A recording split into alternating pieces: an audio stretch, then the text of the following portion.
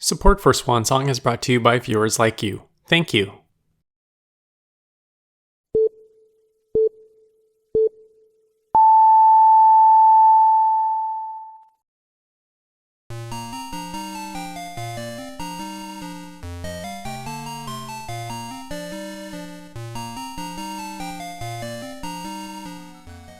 Square dipped its toe into the WonderSwan waters at launch with the release of Chocobo no Fushigina Dungeon, a port of the first title in their Chocobo series. Porting duties for that release were shifted onto Tosei instead of being developed in-house at Square, but at last it's time for Square to be fully on board with WonderSwan development with a new original title in their Chocobo series. That's right, Hataraku Chocobo is a WonderSwan exclusive game in the Chocobo series, following the onslaught of PlayStation Chocobo-themed games released in the late 90s, but especially 1999, and it was published and developed by Square themselves. Despite being released a few months prior to the release of the WonderSwan Color on September 21st, 2000, Hataraku Chocobo was the first WonderSwan game to be fully playable in color while keeping compatibility with monochrome hardware.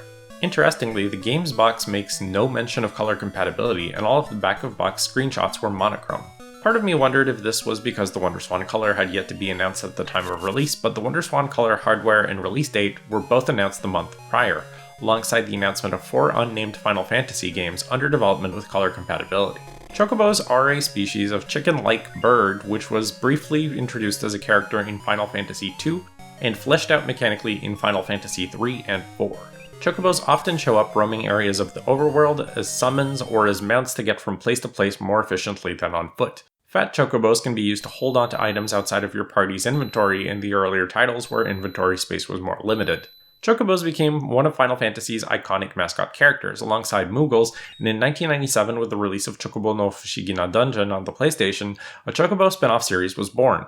That game would see a sequel a year later, which added multiplayer co-op to the game, allowing 2 Chocobos to wander the dungeon together. The series took a big turn with the release of the games in the Chocobo Collection in 1999, comprised of Chocobo Racing, which is a Square-themed kart racer, Dice de Chocobo, which is a Monopoly-like board game, and Chocobo Stallion, which is a Chocobo rebrand of Derby Stallion, which was a popular horse breeding and racing series at the time. This combination of titles would set the stage for the future of the Chocobo series, which largely revolved around simpler, more casual experiences focusing on putting Chocobo, and occasionally other staple Final Fantasy characters, into lower stakes settings. Adventure games and dungeon crawlers featuring Chocobos would continue to be released throughout the 2000s, and in the West, these were spun out into a Final Fantasy Fables brand. This distinction does not exist in Japan, where all of these games continue to exist in the main Chocobo series. In 2022, Chocobo GP, which is the newest title in the Chocobo series, was released on Nintendo Switch.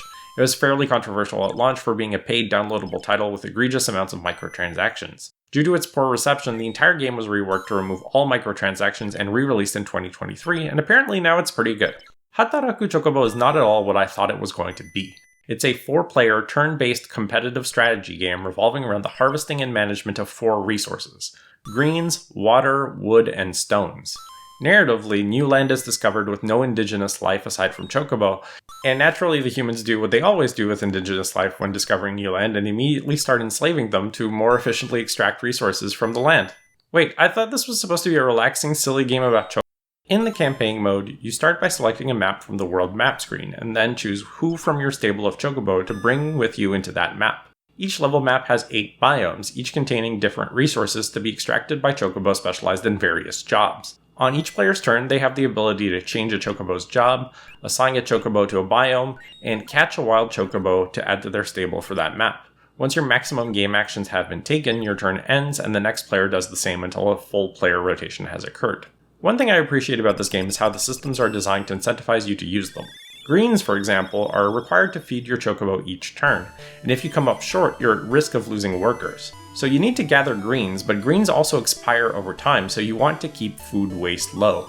This is where the interstitial systems like Chocobo Trade and Chocobo Auction, which happen between turns, come into play. These allow you to exchange one type of resource for another, and it's generally beneficial to trade any surplus greens into resources that won't expire to keep your wealth up over time. A random event is drawn up at the start of each turn, which may be neutral or buff or debuff certain resources on the map for that turn. incentivizing the player to reassign jobs in response to certain events if something can impact the sustainability of their resource gathering operations. Each chocobo has an assigned personality, which impacts their effectiveness in various scenarios and biomes as well. These can be traded to a friend's copy of the game by using a link cable. At the end of the map comes a Mario Party-like award ceremony where players are given medals for their performance as well as a potential bonus for being the game's MVP. The game doesn't really put much importance on actually winning maps, it's far more of a game rewarding participation than it is about rewarding excellence. Learning to play the game is pretty easy, but learning to best optimize your game actions to come out on top is where the true challenge appears to lie. Square pretty much debuted the art style that would carry them throughout the next handheld generation with this game, and I happen to be a huge fan of that. I grew up on Final Fantasy Tactics Advance and the GBA ports of the WonderSwan Final Fantasy remakes, and there's a lot of that DNA visible right here in the graphics of Hataraku Chocobo. It's a very pleasing game to look at, especially in color, and it sounds great too.